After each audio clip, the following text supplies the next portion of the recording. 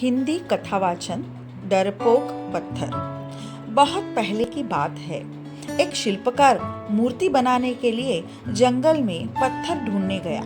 वहां उसको एक बहुत ही अच्छा पत्थर मिल गया, जिसको देखकर वह बहुत खुश हुआ और कहा, यह मूर्ति बनाने के लिए बहुत ही सही है। जब वह आ रहा था तो उसको एक और पत्थर मिला। उसने उस पत्थर को भी अपने साथ ले लिया। घर जाकर उसने पत्थर को उठाकर अपने औजारों से उस पर कारीगरी करनी शुरू कर दी। औजारों की चोट जब पत्थर पर हुई तो वह पत्थर बोलने लगा कि मुझको छोड़ दो, इससे मुझे बहुत दर्द हो रहा है। अगर तुम मुझ पर चोट करोगे तो मैं बिखर कर अलग हो जाऊंगा। तुम किसी और पत्थर की मूर्ति बना लो। पत्थर की बात सुनकर शिल्पकार को दया आ गई।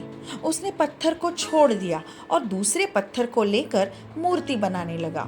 वह पत्थर कुछ नहीं बोला।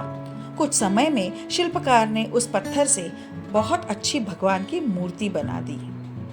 गांव के लोग मूर्ति बनने के बाद उसको लेने आए। उसने सोचा, हमें नारियल फोड़ने के लिए एक और पत्थर की जरूरत होगी, तो उन्होंने वहां रखे उस पहले के पत्थर को भी अपने साथ ले लिया। मूर्ति को ले जाकर उन्होंने मंदिर में सजा दिया और उसके सामने उसी पत्थर को रख दिया।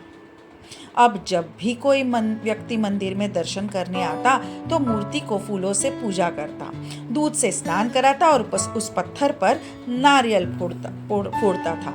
जब लोग उस पत्थर पर नारियल फोड़ते तो वो बहुत परेशान होता, उसको दर्द होता और वह चिल्लाता, लेकिन कोई उसकी सुनने वाला नहीं था।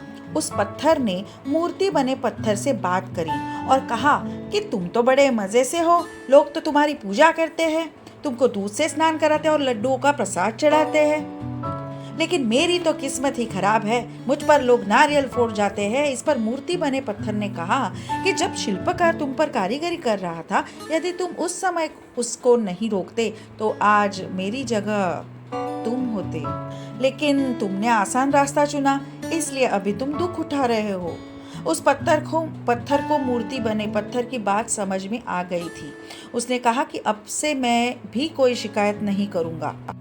इसके बाद लोग आकर उस पर नारियल फोड़ते, नारियल टूटने से उस पर भी नारियल का पानी गिरता और अब लोग मूर्ति को प्रसाद का भोग लगाकर उस पत्थर पर रखने लगे।